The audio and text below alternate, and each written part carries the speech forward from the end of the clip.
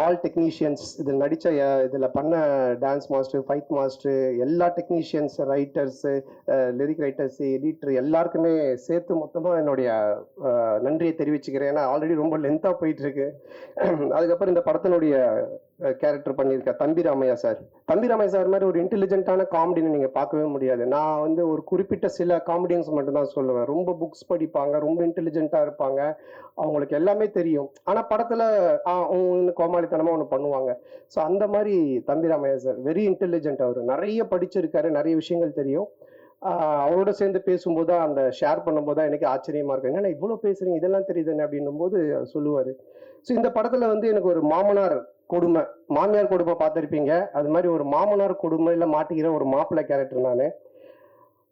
ஹரிச்சந்திரனுக்கு heart attack வர அளவுக்கு போய் சொல்லுவார் இந்த படத்தில். ஸோ அந்த மாதிரி ஒரு கேரக்டர் டிசைன் பண்ணி அவர் கொடுத்துருக்காங்க. அது ரொம்ப அழகாகவும் பண்ணியிருக்காரு. ஸோ இந்த படத்தில் ஒரு என்ன சொல்கிறது, ஒரு ஒரு பயங்கரமான காமெடியை தூக்கி ட்ராவல் பண்ணியிருக்காரு.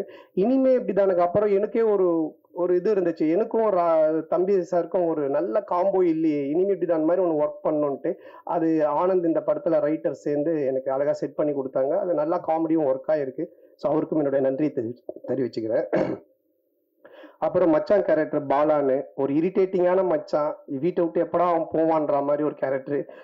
அதுக்கப்புறமா ஹீரோயின் நம்ம சேலத்து பொண்ணு. அவங்க ஃபர்ஸ்ட் ஸ்டார்டிங்ல எனக்கு தெரியாது, ஏதோ பாம்பேல தான் கூட்டு வந்திருக்காங்க நினைச்சேன். நான் சரியா பேசலனால இங்கிலீஷ்ல பேசிட்டு இருந்தேன். அப்புறம் தான் அவங்க சொன்னாங்க, சார் நான் சேலம் சார், நம்ம சேலத்து பொண்ணு சார்னாங்க. அவங்க ரொம்ப அற்புதமா நடிச்சிருக்காங்க.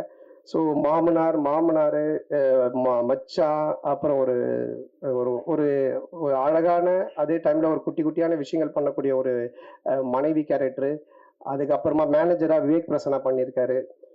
ஸோ இவங்க எல்லாருமே அதில் இருக்காங்க. அதுக்கப்புறம் என்னுடைய படம்னாலே ஒரு ஃபேமிலி காம்போ பேக்குன்னுவாங்க. இந்த பர்கர், பீஸாலாம் வாங்கினா கூல் ட்ரிங்க்ஸு, ஃப்ரெஞ்ச் ஃப்ரைஸ் இதெல்லாம் தருவாங்க ஃப்ரீயாக. அந்த மாதிரி என்னுடைய படம் அப்படின்னு சொன்னாலே மாறன், சேசு, கூல் சுரேஷ், முனிஷ்காந்த் இப்படி எல்லாருமே இருப்பாங்க. ஆண்டனி, மனோபாலா எல்லாருமே. ஸோ அவங்க எல்லாருமே இதில் இருக்காங்க. அவங்களுக்கும் சரியான ஒரு கேரக்டர் எழுதி காமெடி பண்ணியிருக்காங்க. அப்புறம் கூல் சுரேஷ், யார் அவங்க தடுக்குது வளர்ச்சியை, அது யாருங்க? நான் 2 பேர், அவனை விட்டுருங்க, நீங்கள் தடுக்க பாருங்க, சொந்தமாக கட்சியெல்லாம் ஆரம்பிச்சிட்டான். அவனை ஃப்ரீயாக விட்டாலே அப்படியே இருப்பான். நீங்கள் தடுக்க தான் எதனா ஒன்று பண்ணிட்டு இருப்பான். ஸோ அவன் என்னுடைய படங்கள் எல்லாத்துலேயுமே இருப்பான், அவனுடைய நண்பன். ஸோ இதுலேயும் நல்லா பண்ணியிருக்கான். அதுக்கப்புறமா கட்ட குஸ்தி டைரக்டர் செல்லா, அவருக்கும் இந்த நேரத்திலுடைய மனமார்ந்த நன்றி. ஒரு ஹிட் படம் கொடுத்துட்டு, காமெடி ஜானர் படம் கொடுத்துட்டு, இதுலேயும் டிஸ்கஷனில் உட்காந்து நிறைய காமெடி சீன்ஸுக்கெல்லாம் ஒர்க் அவுட் பண்ணி கொடுத்தாரு. ஸோ அவருக்கு என்னோட மனமார்ந்த நன்றி. அப்புறம் இந்த படத்தில் ஒர்க் பண்ண அனில், மலையன் கோபி, செந்தில் சார் மற்றும் அந்த டீம், ப்ரொடக்ஷன் டீம் எல்லாருக்குமே என்னுடைய மனமார்ந்த நன்றி தெரிவிச்சுக்கிறேன். இப்பெல்லாம் நீங்க பாத்தீங்கன்னா, இப்போ இந்த படமே பாத்தீங்கன்னா 90s கிட்ஸை பேஸ் பண்ணி தான் எடுத்திருக்கோம். என்ன விஷயம் அப்படின்றத நீங்க பாத்தீங்கன்னா, உலகத்திலே 2 பிரச்சனை உள்ள ஆளுங்க தான் இருக்காங்க. ஒண்ணு, ஏன்டா கல்யாணம் பண்ணோம் அப்படின்னு வாழ்ற ஒரு குரூப்பு, எப்படா எங்களுக்கு கல்யாணம் ஆகும் அப்படின்னு வாழ்ற ஒரு குரூப். இந்த 2 பேருடைய மனநிலையை பேஸா வச்சு இதுல காமெடி பண்ணி தான் இந்த படமே எடுத்திருக்கோம்.